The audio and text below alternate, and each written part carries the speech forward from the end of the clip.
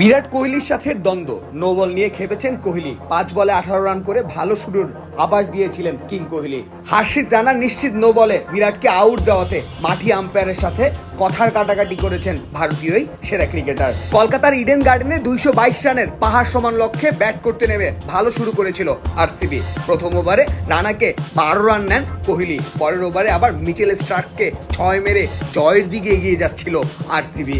সেই সময় কোমরের উপরে স্লো ফুলটাস বল বুঝতে না পেরে ব্যাট হাতে কোহলির কানায় লেগে সাথে সাথে ক্যাচটি ধরে ফেলে রানা।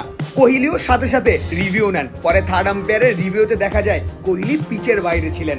বলটি যদি তার কাছে আসতো তাহলে ঠিকই স্টাম্পের নিচে থাকতো। এই ডিসিশনটি মেনে নিতে পারেননি কোহলি। আম্পায়ারের সাথে কয়েক দফায় চিল্লাচিল্লি করেও কাজের কাজ কিছুই হয়নি। 6 বলে 18 রান করে মাঠ ছাড়তে হয় তাকে। এই পর্যন্ত 7 ম্যাচে একটিতে জয় পেয়েছিল বেঙ্গালুরু, তাই আর জয়ের কোনো বিকল্প ছিল না তাদের কাছে।